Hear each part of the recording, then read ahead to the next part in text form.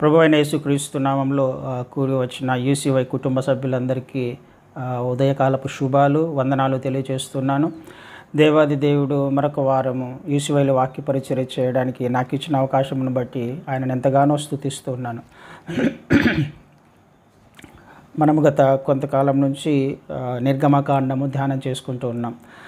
పోయిన వారము 13వ అధ్యాయంలో పగలు మేఘస్తంభము, రాత్రి అగ్నిస్తంభము అనే అంశాన్ని మనము చివరిగా 13వ అధ్యాయము చివరి వచనాలను ధ్యానం చేసుకుందాం. ఈరోజు 14వ అధ్యాయంలోని అంశాలను నేర్చుకునే ప్రయత్నం చేద్దాం. క్షమించండి. ఇందాక చదవబడిన వాక్య భాగంలో మొదటి వచనాలను చూస్తే దేవుడు మోషే నాయకత్వంలో ఇజ్రాయేలీలను నడిపిస్తున్నాడు. ఐగుప్తు దేశంలో నుంచి వాళ్ళు బయటకు వచ్చారు. బయటకు వచ్చిన తర్వాత ఎక్కడ వెళ్ళాలి, ఎలా వెళ్ళాలి అనే విషయాన్ని దేవుడు మోషేకు చెప్తున్నాడు. మీరు వెళ్ళి ఎక్కడ దిగాలి అని స్పష్టంగా ఒక ఆజ్ఞ అక్కడ మోషేకి ఇస్తున్నట్టుగా మనం చూస్తున్నాం. ఎక్కడ దిగాలి వాళ్ళు వెళ్ళి పీహరోతు ఎదుటను అనగా మిగ్దోలుకు సముద్రమునకు మధ్యనున్న బయల్స్ఫోరును ఎదుటను దిగవలనని వారితో చెప్పుము. సముద్రానికి ఎదురుగా ఒక ప్రాంతం చెప్తున్నాడు. ఆ ప్రాంతం ఆ ప్రదేశంలో మిగ్దోలు అనే ప్రాంతంలో ఆ ప్రదేశంలో సముద్రానికి ఎదురుగా సముద్రానికి మధ్యలో వారిని వెళ్ళి దిగమంటున్నాడు. అక్కడ హాల్ట్ చేయాలి. వారి ప్రయాణము అక్కడికి వెళ్ళి అక్కడ ఆగాలి. ప్రయాణం చేస్తూ వస్తున్నారు. ఐగుప్తు నుంచి ప్రయాణం చేస్తూ సముద్రం ఎదురుగా వెళ్ళి దిగాలి. దేవుడు వాళ్ళని కనానుకు నడిపించే ప్రాసెస్లో వాళ్ళ ప్రయాణము ముందుకు కొనసాగుతుంది. అయితే ముందుకు వెళ్తూ ఉన్నప్పుడు సముద్రానికి ఎదురుగా వాళ్ళు దిగాలి. ఆ ఆలోచన ఒకవేళ విన్నప్పుడు లేకపోతే వారు దిగినప్పుడు అనేక మందికి ఒక సందేహం వచ్చి ఉంటుంది. ఖచ్చితంగా మేము ముందుకు వెళ్ళాలి కదా, మా ప్రయాణము ముందుకు సాగాలి, కనానుకు వెళ్ళాలి. కానీ ముందుకు వెళ్ళాలి అని అంటే సముద్రము అడ్డుగా వస్తుంది. దేవుడు ఎందుకు మమ్మల్ని ఇక్కడ దింపాడు, ఎందుకు మమ్మల్ని ఇక్కడ హాల్ట్ చేయమన్నాడు? సహజంగా ఎవరికైనా ఈ అనుమానం వస్తుంది కదండి. వెళ్తూ ఉన్నప్పుడు మార్గము లేని చోటికి వెళ్ళి మీరు అక్కడ ఉండండి, వెళ్ళడానికి అవకాశము లేని ఒక మార్గంలో తీసుకుని వెళ్ళి దేవుడు అక్కడ వాళ్ళని హాల్ట్ చేయమన్నట్టుగా చెప్తూ ఉన్నారు. కానీ మోషే ఏమాత్రమో అనుమానించకుండా లేకపోతే తిరుగు ఒక మాట కూడా దేవునికి చెప్పకుండా వెళ్ళి డైరెక్ట్గా వెళ్ళి అక్కడ దిగినట్టుగా మనం చూస్తున్నాం. ఈ సందర్భాన్ని చూసినప్పుడు దేవుడే ఇజ్రాయేలీలను ఒక సమస్యలోకి తీసుకువెళ్తున్నట్టుగా మనకు అర్థమవుతుంది.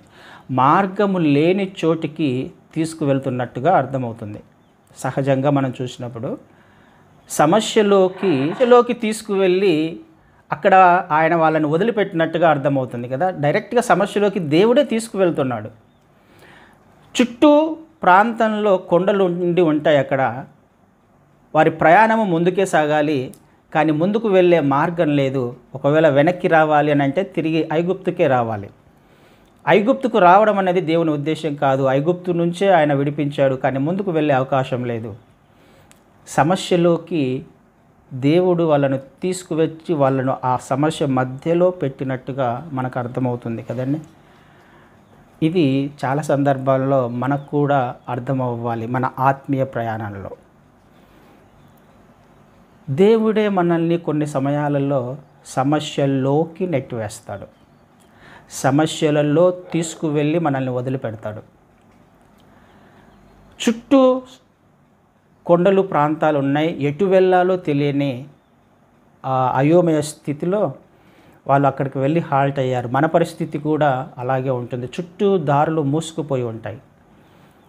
కానీ ముందుకు వెళ్ళాలంటే ఏం చేయాలో అర్థం కాదు. ముందుకు వెళ్ళే మార్గం కనిపించట్లా, మొత్తము మూసుకుపోయాయి. ఈ పరిస్థితి మన ఆత్మీయ ప్రయాణంలో కూడా మనకు అనేక సార్లు వచ్చి ఉంటుంది. కానీ ఎందుకు దేవుడు ఒక వ్యక్తిని లేకపోతే ఇజ్రాయేలీలను సమస్యలలోకి తీసుకువెళ్ళడానికి, మార్గము లేని చోటుకి వెళ్ళి తీసుకువెళ్ళడానికి ఆయన ఇష్టపడుతున్నాడు అని అంటే ఒక కారణం మనకు అర్థమవుతుంది, అవిధేయతను బట్టి కదా. వారి యొక్క అవిధేయతను బట్టి దేవుడు వారి యొక్క హృదయ కాఠిన్యమును బట్టి వారి యొక్క జీవితం ఎలా ఉంటుందో, వారి యొక్క ఆత్మీయ స్థితి ఏంటో, దేవుని మీద వారు ఆధారపడ్డారో లేదో అనే విషయము దేవునికి ఖచ్చితంగా తెలుసు. లేకపోతే 400 సంవత్సరాలు బానిసత్వంలో ఉండేవాళ్ళు కాదు. ఒక వ్యక్తి యొక్క అవిధేయతను బట్టి, తిరుగుబాటు స్వభావాన్ని బట్టి, దేవుని మార్గంలో నడవడానికి ఇష్టపడని విధానాన్ని బట్టి దేవుడే కొన్ని సమస్యలను కావాలని తీసుకుని వచ్చి మనల్ని ఆ సమస్యల్లో ఉంచేస్తాడు, సమస్యల్లో పెడతాడు. ఎటు వెళ్ళాలో తెలియని పరిస్థితుల్లో పెడతాడు. ముందుకు వెళ్ళడానికి అవకాశం లేదు, వెనక్కి వెళ్ళడానికి అవకాశం లేని పరిస్థితులలో దేవుడు మనల్ని అక్కడికి తీసుకుని వెళ్తాడు. ఎందుకు తీసుకుని వెళ్తాడు? మన గత జీవితంలో, మునుపటి జీవితంలో దేవుని మీద ఆధారపడని ఆత్మీయ స్థితిని బట్టి, దేవుడంటే ఎవరో మనము గ్రహించని స్థితిని బట్టి, మన సొంత నిర్ణయాల చేత, మన సొంత జ్ఞానం చేత, మన సొంత శక్తిని ఉపయోగించి మన జీవితాన్ని జీవించడానికి ప్రయత్నం చేస్తూ ఉన్నప్పుడు, దేవుడు ఎవరో మన జీవితంలో అన్నట్టుగా ప్రవర్తిస్తూ ఉన్నప్పుడు, ఆయనను పక్కన పెట్టి మన మార్గాలను మనం ఎంచుకుంటూ ఉన్నప్పుడు, అది ఏ పరిస్థితి, ఏ మార్గమైనా కావచ్చు, ఏ నిర్ణయమైనా కావచ్చు, నీ అంతకు నువ్వు దేవుని వద్దకు తీసుకువెళ్లకుండా జీవించే ప్రయత్నం చేస్తూ ఉన్నప్పుడు, ఆయన ఎన్నో మార్లు చెప్పినప్పటికీ మనము వినకుండా మన హృదయ కాఠిన్యాన్ని బట్టి, అవిధేయత స్థితిని బట్టి ఆయన కొన్ని సందర్భాలలో మనల్ని సమస్యలోకి నెట్టివేస్తాడు. ముందుకు వెళ్ళడానికి అవకాశం లేని సమస్యలోకి ఆయన నెట్టివేస్తాడు. ఎటు చూసినా దారులు మూసుకుపోయిన సందర్భంలోకి ఆయన మనల్ని నెట్టివేస్తాడు.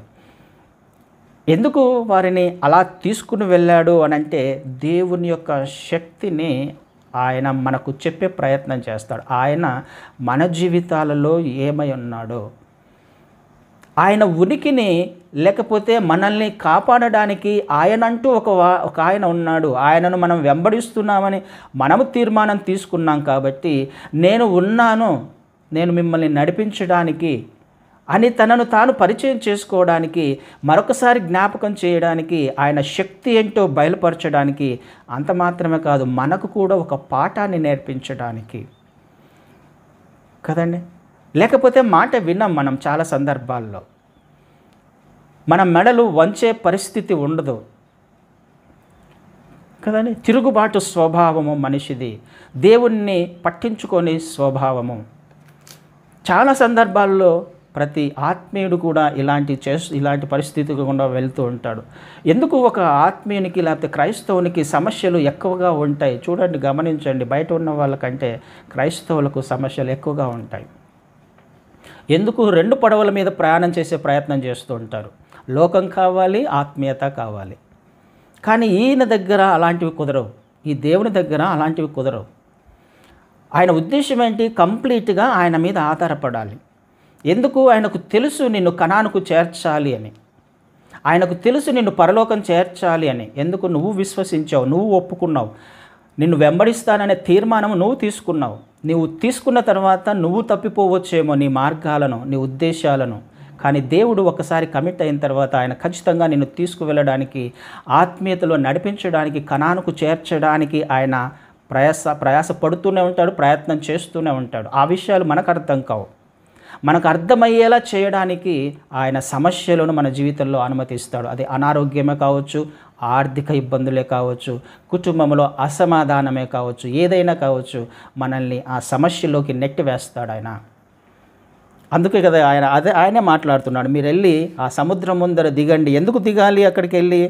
3వ వచనంలో, ఫరో ఇజ్రాయేలీయులను గూర్చి వారు ఈ దేశంలో చిక్కుబడి ఉన్నారు, అరణ్యము వారిని మూసివేసినని అనుకొనును. అయితే నేను ఫరో హృదయమును కఠినపరచెదను, అతడు వారిని తరమగా. ఏం చేస్తున్నాడు? శత్రువును లేపుతున్నాడు వాళ్ళ మీదకి. మళ్ళీ వాళ్ళని అక్కడ దించి ముందుకు వెళ్ళడానికి అవకాశం లేని ఒక మార్గంలో పెట్టి, ముందుకు వెళ్ళాలంటే సముద్రం అడ్డుగా ఉంది, వెనక వాళ్ళు వస్తారు అనే విషయం దేవుడికి తెలుసు. నేను వాళ్ళని లేపుతున్నాను, ఫరో హృదయాన్ని కఠినపరుస్తున్నాను, నేను వెంబడించేలా తరిమేలా చేస్తాను ఆయననే చెప్తున్నాడు. మళ్ళీ శత్రువును లేపుతున్నాడు ఇజ్రాయేలీయుల మీదకి. మార్గం లేని చోట తీసుకువెళ్ళి నేను ఫరో హృదయాన్ని కఠినపరిచి ఫరోను నేను మిమ్మల్ని తరిమేలా చేస్తాను కదండి. చూడ్డానికి కొద్దిగా భయంకరంగానే అనిపిస్తుంది. ఏంటి దేవుడు ఇలా చేస్తున్నాడు, ఎందుకు చేశాడు అలా కదండి. నీ మీదకి నా మీదకి మన మీదకి కొన్ని సందర్భాలలో ఆయన కొన్ని సమస్యలను ఆయనే రేపుతాడు, ఆయనే పంపిస్తాడు.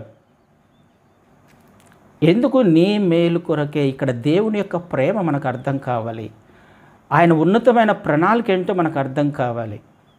మన కఠినమైన హృదయాలు ఆయన పగలగొట్టడానికి ప్రయత్నం చేస్తూ ఉన్నాడు కదండి. ఐగుప్తీయులకు తెలియచెప్పడానికి, ఇజ్రాయేలీయులకు కూడా తెలియచెప్పడానికి ఆయన ఈ ప్రయత్నం చేస్తూ ఉన్నాడు. వాళ్ళని లేపుతున్నాను, నేను ఫరో హృదయాన్ని కఠినపరుస్తాను, తిరిగి తరిమేలా చేస్తాను, ముందుకు వెళ్ళడానికి అవకాశం లేని చోట వాళ్ళని దింపి వెనక నుంచి ఫరోను నేనే లేపుతున్నాను అని అంటున్నాడు. ఎందుకు చేస్తున్నాడో అర్థం చేసుకునే సందర్భాలలో ఇజ్రాయేలీలు ఆనాడు లేరు. దానికి సాదృశ్యంగా తీసుకుంటే ఈనాడు కూడా మన పరిస్థితి అలాగే ఉందేమో ఒక్కసారి ఆలోచన చేసే ప్రయత్నం చేద్దాం. మన జీవితాలలో సమస్యలు ఉండొచ్చు. ఎలాంటి సమస్యలు అంటే ఇరుక్కుపోయిన సమస్యలు, ముందుకు వెళ్ళడానికి అవకాశం లేని సమస్యలు, అననుకూల పరిస్థితులు ఉన్నాయనంటే నువ్వు గత జీవితంలో అవిధేయత స్థితిని కలిగి ఉన్నావేమో, దేవుని మాటలను లెక్క చేయని స్థితిలో ఉన్నావేమో, పట్టించుకోని స్థితిలో ఉన్నామేమో, ఆయన ఎన్నిసార్లు చెప్పినా తల వంచని స్థితిలో ఉన్నావేమో. ఒక్కసారి ఆలోచించి అదే నీ సమస్యకు ఎక్కడ నీకు సమస్య వచ్చిందంటే ప్రాబ్లము నీ అవిధేయతనే. ఒక్కసారి ఆలోచన చేద్దాం. ఇజ్రాయేలీలకు కూడా అదే పరిస్థితి వచ్చింది. ముందుకు వెళ్ళడానికి లేదు, వెనక్కి వెళ్ళడానికి లేదు. దేవుడే ఆ సమస్యలకు తీసుకువెళ్ళాడు. నిన్ను కూడా అలా తీసుకువెళ్ళాడేమో గ్రహించడానికి ప్రయత్నం చేయి. అందులో నుంచి దేవుడు నీకు మేలులు చేయడానికి, ఆయన ఆ పరిస్థితులలోనే ఆ సమస్యల్లోనే ఏమై ఉన్నాడో నీకు తెలియచెప్పడానికి, ఆయన శక్తి ఏంటో బయలుపరచడానికి, ఆయనకు అసాధ్యమైనది ఏదీ లేదు అని తెలియచెప్పడానికి నీ జీవితంలో ఆయన పనిచేస్తూ ఉన్నాడు. గ్రహించగలిగితే ఎదురుగా ఎర్ర సముద్రమైన ఏ సమస్య అయినా ఆయన తీసివేయడానికి ఇష్టపడుతున్నాడు. అయితే నువ్వు గ్రహించడానికి దేవుడు ఈ ప్రయత్నం చేస్తున్నాడు. అయితే ఆయన ఫరో వాళ్ళని లేపుతున్నట్టుగా మనం చూస్తున్నాం కదా. నీలో నాలో విశ్వాసాన్ని బలపరచడానికి, దేవుని మీద సంపూర్ణంగా ఆధారపడడానికి ఆయన ఈ విషయాలు చేస్తున్నట్టుగా మనకు అర్థమవుతుంది. అందులో తండ్రి ప్రేమ, తండ్రి హృదయము, తండ్రి ప్రణాళిక అర్థం కావాలి. విడిపించిన వాడు తిరిగి నాశనానికి అప్పచెప్తాడా? ఐగుప్తులో నుంచి విడిపించిన వాడు కనానుకు తీసుకువెళ్లకుండా మధ్యలోనూ నీవు నశించిపోవాలన్నది ఆయన ఉద్దేశం అయితే ఖచ్చితంగా కాదు కదా. ఇజ్రాయేలీలు మధ్యలో నశించిపోవాలన్నది ఆయన ఉద్దేశం కానే కాదు కదా. వారి యొక్క ఆత్మీయ స్థితిని వారికి బయలుపరచడానికి ఆయన ఈ పరిస్థితులు చేస్తూ ఉన్నాడు. నీ జీవితంలో కూడా ఇదే ఆయన ఆలోచన చేస్తూ ఉన్నాడు. ఆయన ప్రేమను అర్థం చేసుకోవడానికి, ఆయన ప్రణాళికను అర్థం చేసుకోవడానికి ప్రయత్నం చేద్దాం. అయితే ఇక్కడ మనం ఇంకొక విషయము ఆలోచించాల్సింది, ఈ ఫరో అన్ని తెగుళ్ళను తీసుకొని వచ్చినప్పటికి కూడా 10 తెగుళ్ళ చేత అనేక రకాలుగా హింసించబడ్డాడు, బాధించబడ్డాడు. ఐగుప్తీయులందరూ కూడా ఎంతో నష్టపోయారు. అయినప్పటికీ కూడా ఫరో వారిని తరమే ప్రయత్నం చేస్తూ ఉన్నాడు కదా. వాళ్ళను తరమడానికి ఎందుకు మనం ఇలా చేశాము అని అంటున్నారు కదా వాళ్ళు.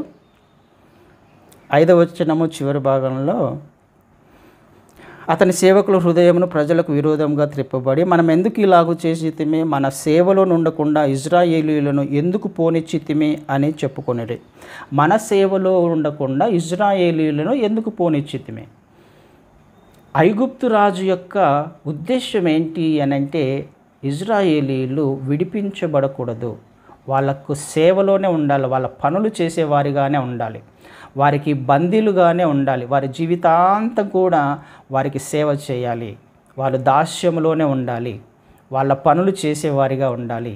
ఇదే పరిస్థితి ఈనాడు కూడా జరుగుతుంది. అపవాది చేసే ప్రయత్నం అంతా ఏంటి? వాడి ఆధీనంలో ఉండాలి, సాతాను ఆధీనంలోనే ఉండాలి, చెప్పినట్టుగా వినాలి, నువ్వు అనేక వ్యసనాలకు బానిసైపోవాలి, బయటికి రావడానికి ఆయనకి ఇష్టం లేదు, నువ్వు విడిపించబడడం ఆయనకి ఇష్టం లేదు. అపవాదికి ఇష్టం లేదు. నువ్వు స్వేచ్ఛగా దేవుని మార్గంలో జీవిస్తూ దేవుణ్ణి స్తుతించడము అపవాదికి ఇష్టం లేదు. వాడి సేవలోనే ఉండాలి. బిజీ అయిపో, లైఫ్లో బాగా బిజీ అయిపోవాలి. నువ్వు ఉద్యోగంలో బిజీ అయిపో, లేకపోతే చదువులో బిజీ అయిపో, లేకపోతే ఇంకొక విషయాల్లో వ్యాపారంలో బిజీ అయిపో. బిజీ చేసేస్తాడు. ఆశీర్వదిస్తున్నట్టుగా కూడా మనకు కనపడుతుంది, మనం ఆశీర్వదించబడుతున్నట్టుగా కూడా మనకు కనపడుతుంది కదా. మనం అనేక రకాలుగా ఆయన వాడు బ్లెస్సింగ్స్లోకి తీసుకువెళ్తున్నట్టుగా చాలా విషయాలు మన ముందుకు వచ్చినప్పుడు, వ్యాపారము అభివృద్ధి చెందుతున్నట్టుగా, లేకపోతే ఉద్యోగంలో ప్రమోషన్ వస్తున్నట్టుగా, మనం ఆశీర్వదించబడుతున్నామంటే మనం ఏమనుకుంటామంటే దేవుని ఆశీర్వాదాలు అనుకుంటాం. దేవుని ఆశీర్వాదాలు దేవుని చిత్తం నుంచి తప్పిపోయేవిగా ఉండవు ఎప్పుడైనా. కానీ ఈ విషయాన్ని జ్ఞాపకం పెట్టుకోవాలి. మనం ఆశీర్వదించబడుతున్నాం. అనేక పనులలో బిజీ అవుతున్నాము అని అంటే మనం ఏదైనా ట్రాప్లో ఉన్నామేమో అని కూడా అర్థం చేసుకోవాలి. ఎందుకు ట్రాప్లో ఉంటాం? దేవుని చిత్తము తెలుసుకోకుండా, లేకపోతే దేవుని పాద సన్నిధిలో కనిపించకుండా, వాక్యం చదువుకోకుండా, ప్రార్థన చేసుకోకుండా, సమయము నీకు ఇవ్వకుండా బిజీ పెడతాడు వాడు. ఆలోచన చేద్దాం. ఇది ఆశీర్వాదం అని అనుకుంటున్నామేమో కదా. అనేక విషయాలలో మనం బిజీ అయిపోయి ఉండొచ్చు. అయితే ప్రార్థన చేసుకోవడానికి సమయం ఉందా? ఇంతకుముందు ఉన్న ప్రార్థనా జీవితం ఉందా? ఇంతకుముందు ఉన్న వాక్య ధ్యానం ఉందా నీకు? ఇంతకుముందు ఉన్న సహవాసం ఉందా? ఇవి లేవు నీ జీవితంలో. నీ పనుల వలన నువ్వు బిజీ అయిపోయావంటే ఇది ఒక ట్రాప్ అనే విషయం నీకు అర్థం కావాలి. దేవుని సన్నిధికి రాకుండా చేసేంతగా నువ్వు బిజీ అయిపోతున్నావు అని అంటే అది ఆశీర్వాదం కాదు. అది చిన్నగా నువ్వు ఎక్కడో ఎప్పుడో తప్పిపోయావు. దేవుని చిత్తంలో నడవాల్సిన నీవు ఒక చిన్న ట్రాప్ ద్వారా తప్పిపోయి నీ మార్గము వేరే మార్గంలో వెళ్తుంది. ఈ విషయాన్ని కూడా గమనించాలి మనం. దేవుని చిత్తములో నుంచి తప్పిపోయేంతగా ఆయన ఆశీర్వదించాడు కదండి. ఎవరైనా కుమారులు లేకపోతే మన పిల్లలు ఉన్నారు, మన పిల్లలు పాడవ్వడానికి వాళ్ళకు కావాల్సినవన్నీ, ఇప్పుడు ట్యాబ్ కావాలంటే పెద్ద పెద్దవి కొనిచ్చి, లేకపోతే వాళ్ళకు బైకులు కొనిచ్చి, కార్లు కొనిచ్చి, వాళ్ళకు కావాల్సినవన్నీ అడిగిన దానికంటే ఎక్కువగా ఇస్తున్నామంటే వాళ్ళను పాడు చేస్తున్నామా, లేకపోతే మన ప్రేమను చూపిస్తున్నామని అర్థం. ఇవ్వం కదా అలా. దేవుడు కూడా అలా చేయడు. మనము పాడయ్యేంతగా మనల్ని ఆశీర్వదించాడు. పాడయ్యేంతగా మనకు ఇవ్వడు ఆయన ఏది కూడా కదా. ఆశీర్వదిస్తున్నాడు దేవుడు. మనం ఇస్తున్నామంటే పాడు చేస్తున్నాడు ఆయన. పాడు చేయడానికి ఇష్టపడడు. ఈ విషయాన్ని మనం ఆలోచించాలి. ఎవడు పాడు చేయడానికి ఇష్టపడతాడు? అపవాది. దేవుని చిత్తంలో నుంచి తప్పిపోయేలా చేస్తాడు కదా. ఎక్కువగా బిజీ అయిపోతున్నాము అని అంటే కానీ అదొక ట్రాప్ అన్న విషయం ఆలోచన చేయాలి. వాక్యం చదువుకోనంతగా బిజీ అయిపోతున్నాను, దేవునికి ప్రార్థన చేయనంతగా బిజీ అయిపోతున్నాను, సహవాసంలో గడపనంతగా బిజీ అయిపోతున్నాను అని అంటే అది ఒక ట్రాప్. అది నువ్వు కూరుకుపోయావు, ఎక్కడో నువ్వు తప్పిపోయావు. దేవుని చిత్తంలో నుంచి తప్పిపోయేంతగా ఆయన ఆశీర్వదించడు కదండి. ఇది ఒక్కసారి మనం ఆలోచన చేయాలి. వాడికి ధైర్యం ఏంటి అని అంటే, ఎందుకు ఇలా చేస్తాడు అని అంటే ఏమని రాయబడింది? వాళ్ళు చిక్కుకున్నారు ఇక కదా. ఎందుకు వెంబడించే ప్రయత్నం చేస్తాడు అని అంటే మొదటి కారణము, వాళ్ళు ఎక్కడికి వెళ్ళలేరు. ఇక ముందుకు వెళ్ళే ప్రయత్నం చేసినా ముందుకు వెళ్ళే అవకాశం లేదు. వాళ్ళు సమస్యలో చిక్కుకుపోయారు. ఇక నా చేతికి చిక్కారు, ఎక్కడికి వెళ్ళలేరు అనే మొదటి కారణము. వాళ్ళు చిక్కుకున్నారు, వాళ్ళు వెళ్ళలేరు. ఇక దిక్కు నేనే, మళ్ళీ వెళ్ళి నా దాసులను నేను తెచ్చుకుంటాను. సమస్యల్లో ఉన్నప్పుడు నిన్ను మళ్ళీ తిరిగి తన దాస్యములోకి తీసుకువెళ్ళే ప్రయత్నం చేస్తాడు. ఏదో మనుషుల ద్వారా ఒక సహాయము పొందుకోవడం ద్వారా, లేకపోతే ఇంకొక విధంగా దేవుని మార్గంలో కాకుండా ఇంకొక విధంగా నీకు ఏదో సహాయం వచ్చి సహాయాన్ని ఇచ్చినట్టుగా ఇచ్చి నిన్ను వేరే మార్గంలోకి తీసుకువెళ్ళే అవకాశం ఉంది.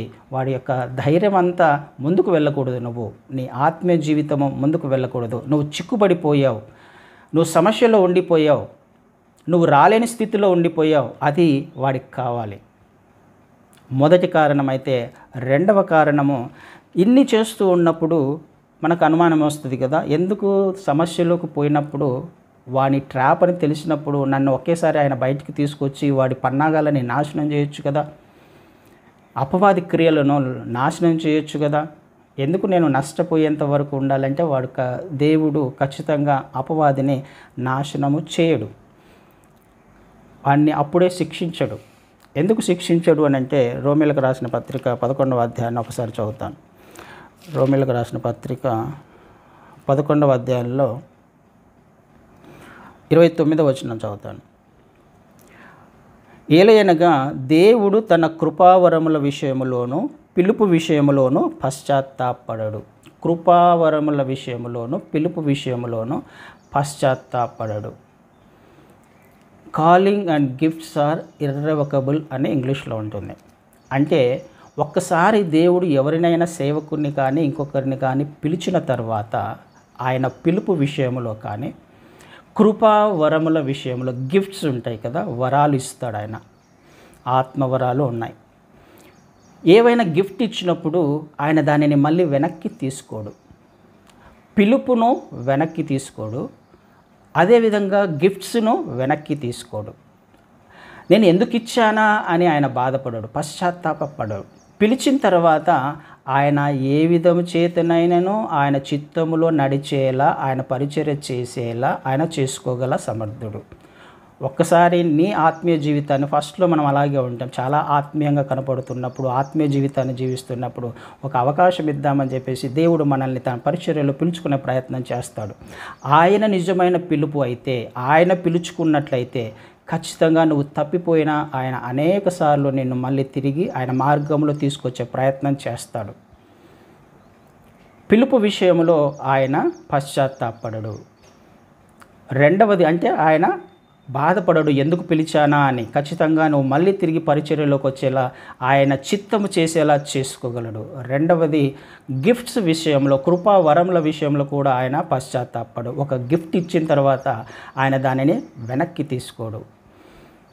సేమ్ ఇలాగే దేవాది దేవుడు అపవాదికి కూడా, తన వద్ద ఉన్నవాడు కదా లూసిఫర్ తన వద్ద పరిచర్య చేసిన వాడు, యథార్థంగా పనిచేసిన వాడే, దేవుని చిత్తమంతా చేయడానికి ప్రయత్నం చేసిన వాడే కదా. మనం అది ఎజెకియెల్ గ్రంథంలో కూడా చూస్తాం.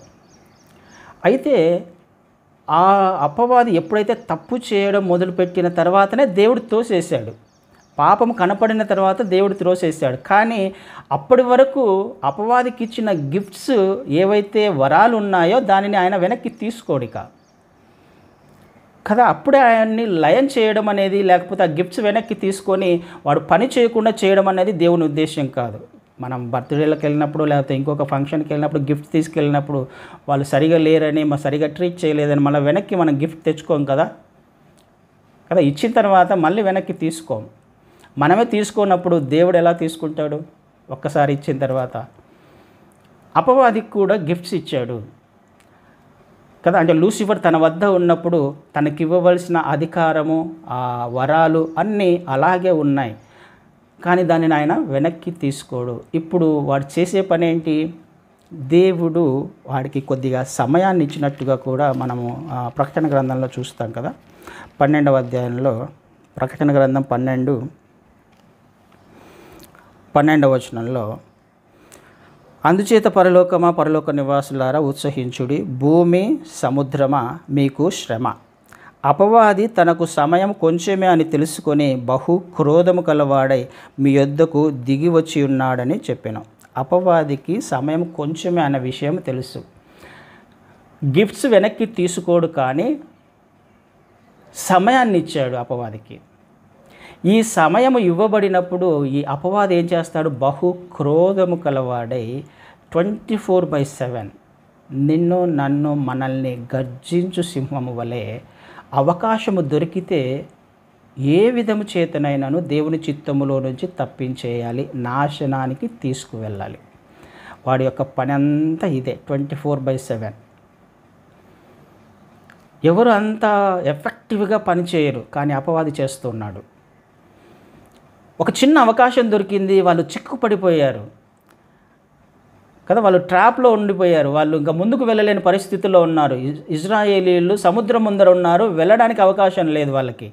వాళ్ళు దొరికిపోయారు. ఇక చిన్న విషయము వాడికి విషయం తెలిసేసరికి వెనక్క పరిగెత్తే ప్రయత్నం చేస్తున్నారు, తిరిగి ఇజ్రాయేలీలను ఐగుప్తు దాస్యంలోకి తీసుకురావడానికి. ఏ అవకాశాన్ని కూడా వాడు విడిచిపెట్టడు.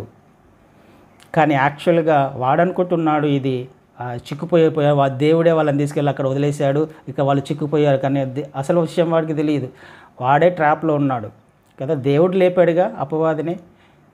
వాడు తెలివివంతుడు అని అనుకుంటుంటాడు అప్పుడప్పుడు కదా, వాడు జ్ఞాని అని అనుకుంటుంటాడు. మన జీవితాల్లో ఏదో సమస్య తీసుకొని వచ్చాను అని అనుకుంటుంటాడు, ఇరికించుకున్నాను అని అనుకుంటుంటాడు కదా. వాళ్ళు అయిపోయారు, ఇక వారి జీవితం అయిపోయింది, సమస్యలోంచి బయటికి రాలేరు, వాళ్ళ దేవుడిని వాళ్ళే దూషిస్తారు అని అనుకుంటుంటాడు. కానీ అది ట్రాప్, వాడిని ట్రాప్ వేసాడు దేవుడు. అత్యంత జ్ఞాని కదా ఆయన జ్ఞానం ముందర ఏమైనా పని చేయగలవా?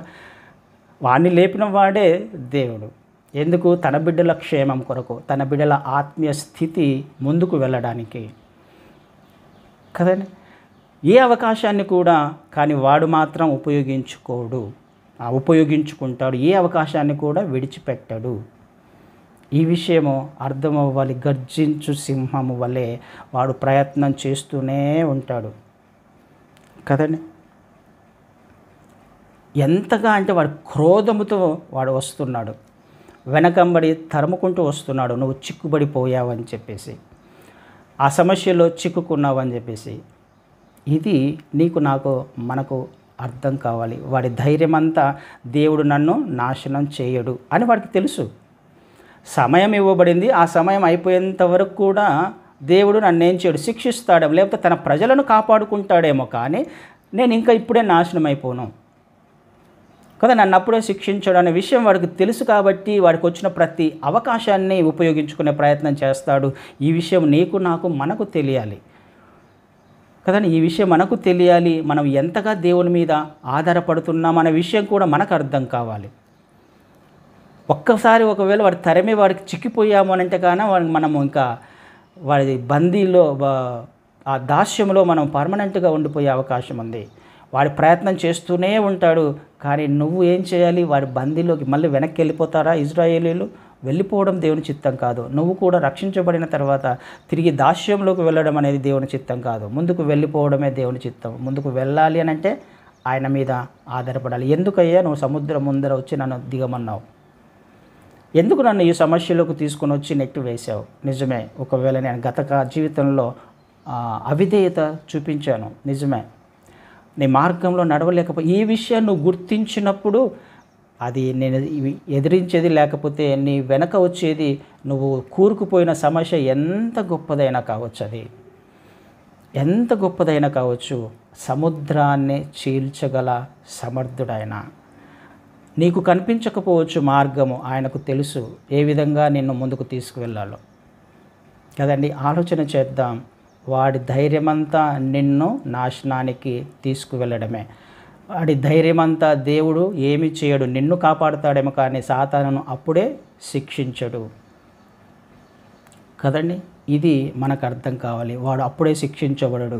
కాబట్టి నువ్వు ఎంత అలర్ట్గా ఉండాలి, వాడి చేతికి చిక్కకుండా దేవుని మీద ఆధారపడుతూ, ఏ సమస్య అయినా ఏ పరిస్థితి అయినా ఆయన మీద ఆధారపడడం నేర్చుకోవడానికి సమస్యలను నీకు అనుమతిస్తున్నాడు, అననుకూల పరిస్థితులను అనుమతిస్తున్నాడు. ఈ విషయము గ్రహించడానికి మనం ప్రయత్నం చేయాలి. వాడు ఎప్పుడు అందుకే ఇక్కడ పేతురుతో కూడా క్రీస్తు ఒక మాట అంటాడు కదా, లూకాసు వార్తలో, లూకాసు వార్త 22వ అధ్యాయంలో 22వ అధ్యాయము 31వ వచనం చదువుతాను. లూకాసు వార్త 22, 31, 32 కూడా. సీమోను, సీమోను, ఇదిగో సాతాను మిమ్మును పట్టి గోధుమల వలె జల్లించుటకు మిమ్మును కోరుకొనెను, కానీ నీ నమ్మిక తప్పిపోకుండానట్లు నేను నీ కొరకు వేడుకొంటిని. నీ మనసు తిరిగిన తర్వాత నీ సహోదరులను స్థిరపరచుమని చెప్పాను. ఏం జరుగుతుంది ఇక్కడ? ఈ విషయం మనకు తెలియదు. కానీ అపవాది ఏం చేసే ప్రయత్నం చేస్తున్నాడు? శిష్యులను, లేకపోతే పేతురు గారిని జల్లెడ పట్టించడానికి ప్రయత్నం చేస్తున్నాడు. వారి విశ్వాసాన్ని నీరుగార్చే ప్రయత్నం జరుగుతూనే ఉంది కదండి. ఉన్న బలహీనతల ద్వారా, మనకున్న బలహీనతను ఆధారం చేసుకొని వాడి ప్రయత్నం అంతా నిన్ను నన్ను జల్లెడ పట్టించడం, నీలో ఉన్న ఆత్మీయ స్థితిని తీసివేయడం, ఏ విధము చేతనైనా కదండి. నీ నమ్మిక తప్పిపోయేటట్లుగా, నీ విశ్వాసము తప్పిపోయేటట్లుగా, దేవుని మీద అనుమానం వచ్చేటట్టుగా, నా పరిస్థితులు బాగుపడతాయా, నా సమస్య తీరిపోతుందా, ఎందుకు దేవుడు చూస్తూ ఊరుకున్నాడు, దేవుని మీద అనుమానం వచ్చేటట్టుగా, ఇన్ని సంవత్సరాల నుంచి ఆయన నమ్ముకున్నాను కానీ ఈ పరిస్థితి మాత్రం ఇలాగే ఉంది అని దేవుని నామమును అవమానపరిచే విధంగా నువ్వు మాట్లాడేటట్లు చేస్తాడు కదా. అప్పుడు ప్రయత్నం జరిగింది సీమోనుకి కూడా. అపవాది నిన్ను జల్లెడ పట్టించడానికి అనేక ప్రయత్నాలు చేశాడు, కానీ నేనేం చేశాను, నీ నమ్మిక తప్పిపోకుండానట్ల గోధుమలను పట్టినట్టుగా జల్లించుటకు మిమ్మల్ని కోరుకోనేను, కానీ నీ నమ్మిక తప్పిపోకుండానట్లు నేను నీ కొరకు వేడుకుంటుని. కానీ అక్కడ జరుగుతున్న పరిస్థితి, క్రీస్తు వారు ప్రార్థన చేస్తున్నారు వాళ్ళ కొరకు.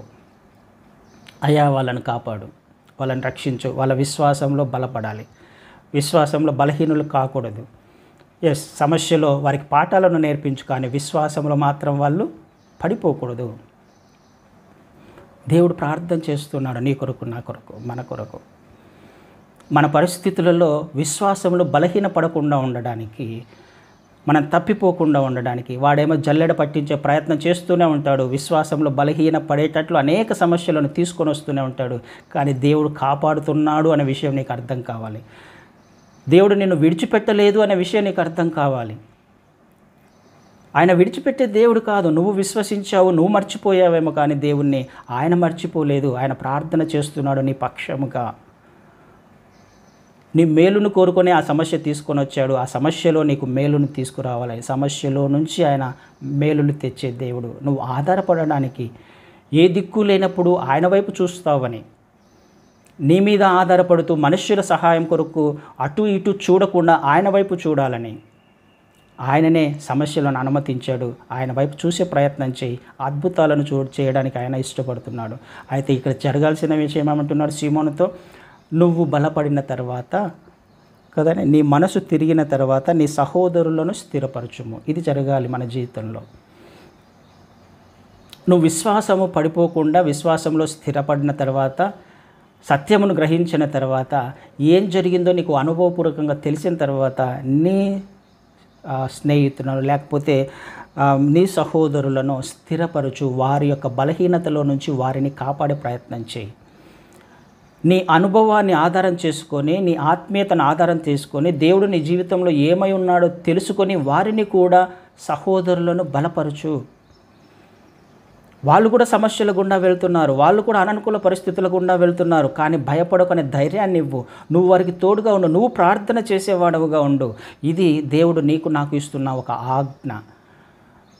సమస్యలో నుంచి మనం అనేక పర్యాలు వెళ్ళాం, కానీ సమాధానం కూడా పొందుకున్నాం, దేవుని చిత్తాన్ని తెలుసుకున్నాం.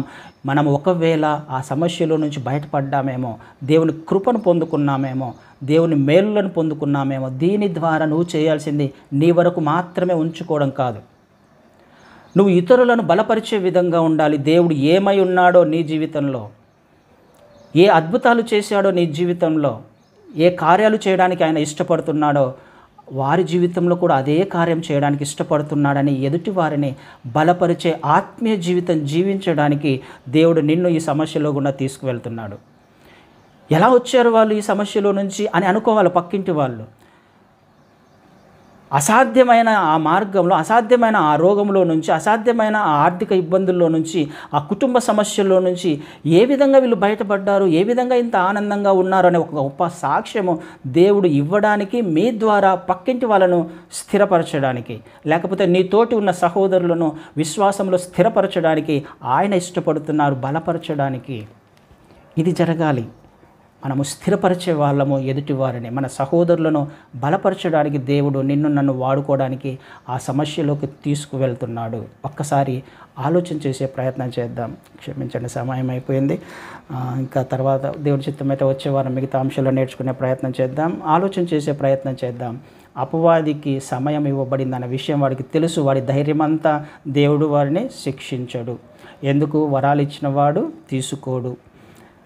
వాడికి కొద్దిగా సమయం ఇవ్వబడిందని వాడికి తెలుసు. ఈ సమయం లోపల నిన్ను వాడితో పాటుగా తీసుకువెళ్ళే ప్రయత్నం 24/7 చేస్తూనే ఉంటాడు. ఆత్మలోకంలో ఈ విషయం నీకు తెలియదు, దేవునికి మాత్రమే తెలుసు. అందుకనే నీ జీవితంలో కొన్ని అననుకూల పరిస్థితులను అనుమతించి ఆ సమస్యలో నుంచి సమాధానమిచ్చి ఆయన నామం ఘనపరుచుకొని నీ ద్వారా నీ సహోదరులను బలపరచడానికి, నీ ద్వారా ఆయన చిత్తం నెరవేర్చుకోవడానికి ఆయన ఇష్టపడుతున్నాడు. ఈ విషయం నీకు నాకు మనకు అర్థమైతే కంప్లీట్గా మనం ఆయనకు సరెండర్ చేసుకోవాలి. నువ్వు ఎక్కడికి వెళ్ళమంటే అక్కడికి వెళ్తాను. అది మార్గం లేకపోయినా, ఏ మార్గంలో దిగమంటే ఆ మార్గంలో దిగుతాను. ఏ మార్గంలో వెళ్ళమంటే అది అరణ్య మార్గమైనా, ఈ ఎడారి మార్గమైనా, ఎక్కడికైనా అయ్యా నీ చిత్తం ఉంటే నువ్వు నడిపిస్తే వెళ్తాను అనే స్థితిలోకి నువ్వు నేను ఎదగాలి. ఆయన మీద సంపూర్ణంగా ఆధారపడాలి. అనేక మందికి మనం ఆశీర్వాదకరంగా ఉండాలి. ఇది దేవుని ఉద్దేశము. ఆ ఉద్దేశాన్ని తెలుసుకొని మనం జీవించే ప్రయత్నం చేద్దాం. అట్టి కృప దేవుడు నీకు నాకు మనకు అనుగ్రహించునుగాక. ఆమేన్.